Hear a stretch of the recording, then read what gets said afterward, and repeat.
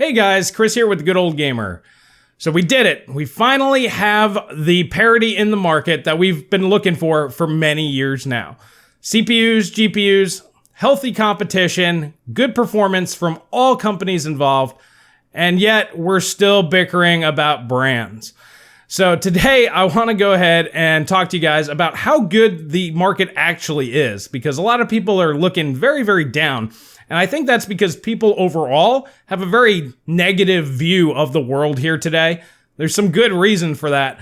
But at the very least, we should recognize when things are going well and take that as a win. So I want to step back, leave the partisan stuff aside, and we're going to actually just talk about things in general overall here today.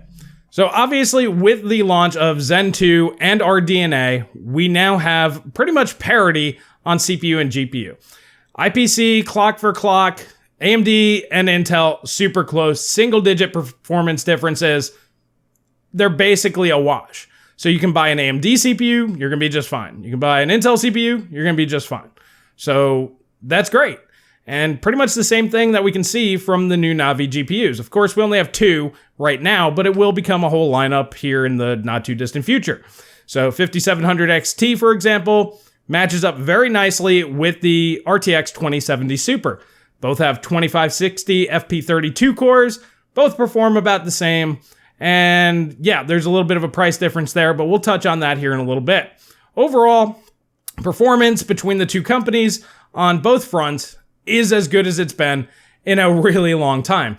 And I mentioned that in a video not too long ago where back in the year 2004, we had really good competition, and that was great for us as consumers. We're back at that point now, so let's take a step back, take a deep breath, and realize that no matter which way you go, you're doing all right.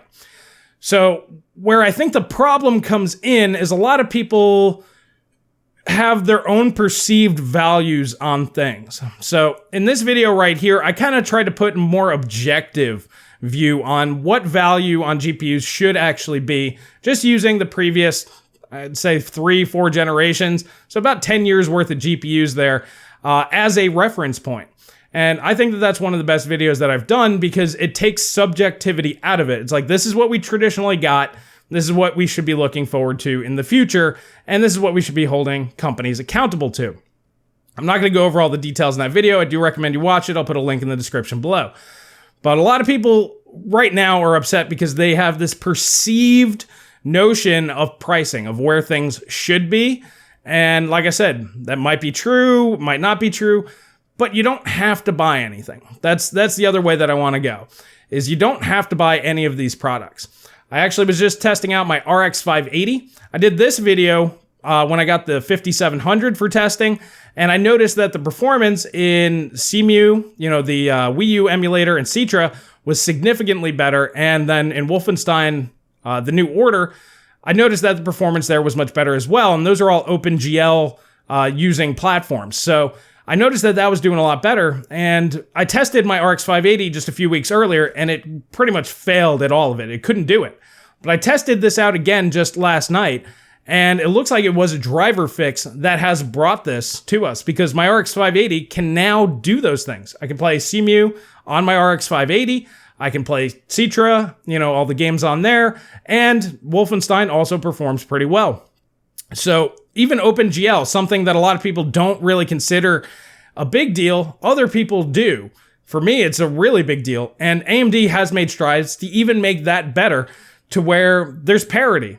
So for example, I have my GTX 1060 in my living room where I usually play my emulated games because this couldn't do it just a few weeks ago. Now it can.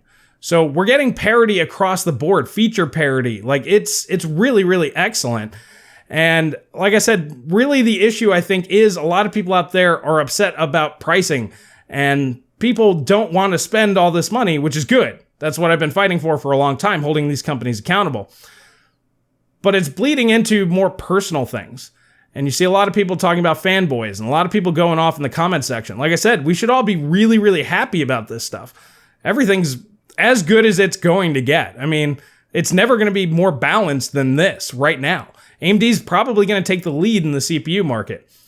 I know for some of you guys, you're going to be like, that's good. It's not good. I don't want AMD taking the lead. I want Intel catching up. Now, it's good for them to go ahead and build up their war chest and so they can be a little bit more competitive, but that's a company problem. That's not my problem. I'd rather Intel this year launch something that was competitive, then AMD would have to do it again, and then Intel. Whether the company's profitable or not, I don't care.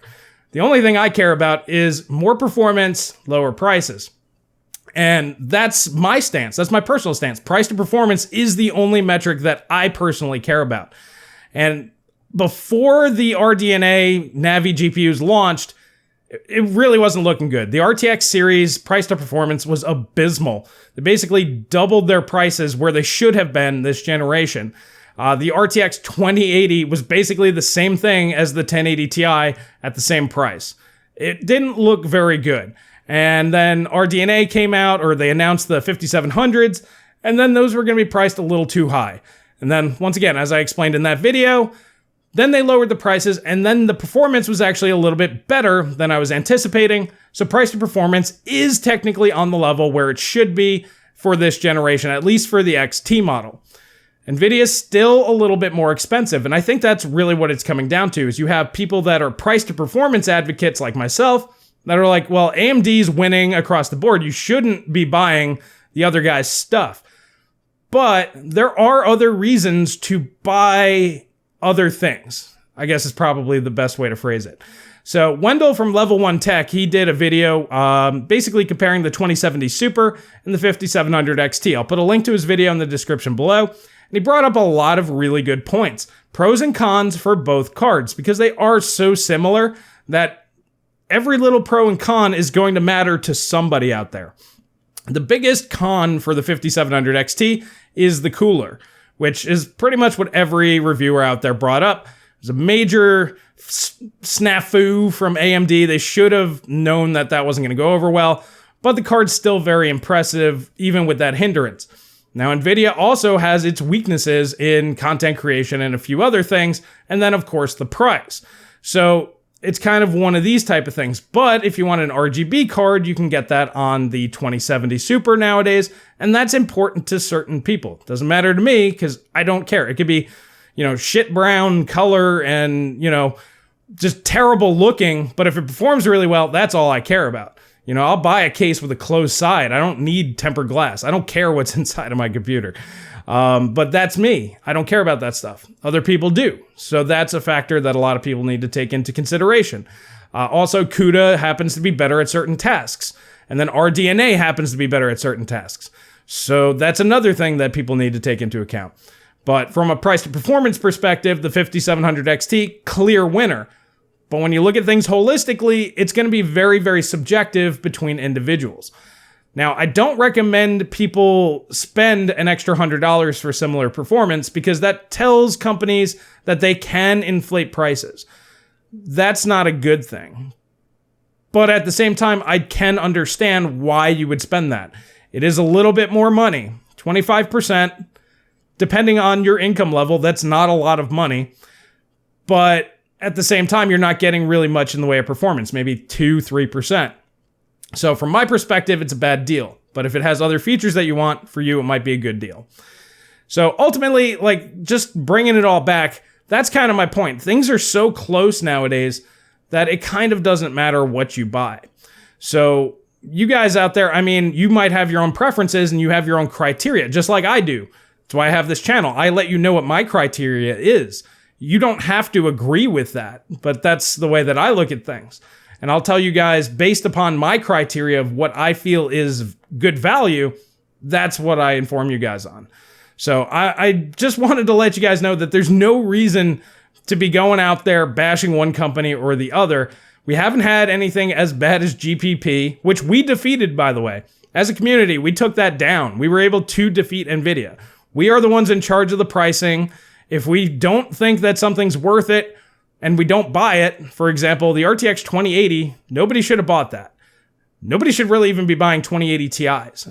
It's just not worth it.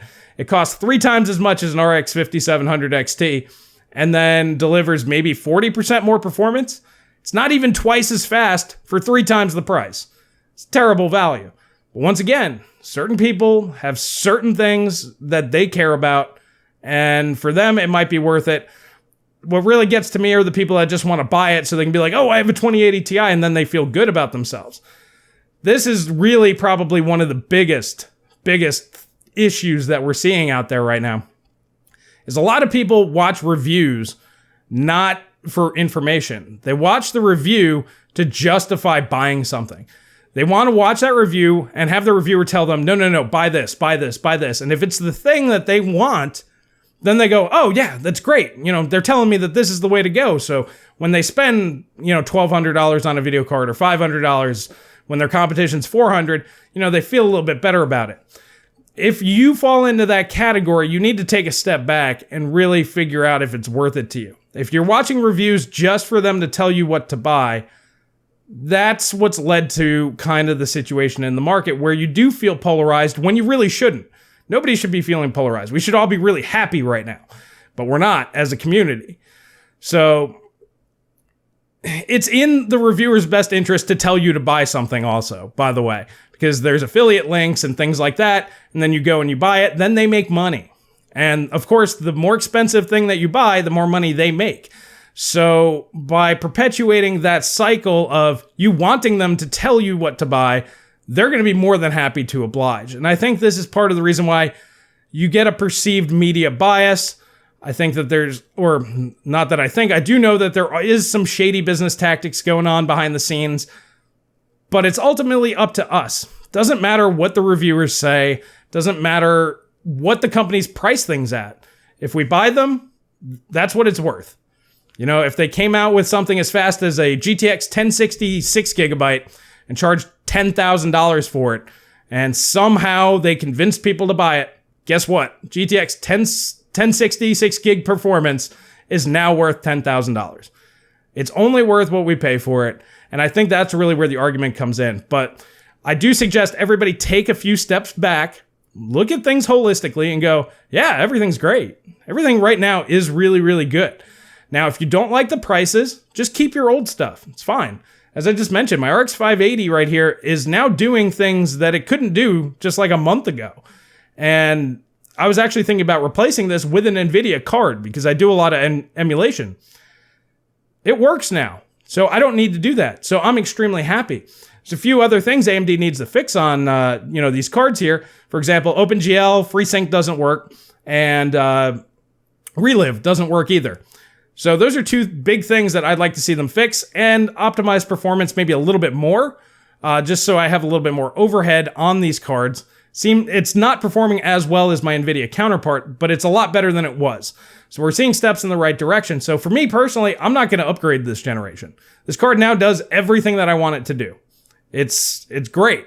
So if you're in that boat, just buy something that's a lot cheaper. Now, I have seen RX 570s, they're going up in price. Either stock is diminishing or prices of DRAM, GDDR is going up. So the prices of those might be inflating in kind. It's hard to say, but if you can get yourself a good deal on an RX 580 or even a GTX 1060 6GB, both are going to be just fine until the next generation. So that's what I'm going to be sticking with personally. So if you don't like the prices, don't buy it. And that's the best way to voice your opinion. But you shouldn't be taking it out on other people out there because things are as good as they have been. And I'm just going to leave it there. But let me know what you guys think down in the comment section below. Do you believe that this is one of the best times as far as competition goes? Pricing might not be where you want, but you can fix that. Only you can fix that. Companies aren't ever going to fix that. Only you can fix that. But other than that, other than the pricing, do you agree with me there? And if that's the case, why do you think that people are always just trying to tear each other down? Or do you think it's more of a cultural thing? Because I'm seeing this everywhere about everything. But once again, I'm curious to hear your thoughts. If you like this video, please hit that like button. Please subscribe. Please share with friends. That really does help me out. And that's all I have for today. And I will catch you guys in the next video.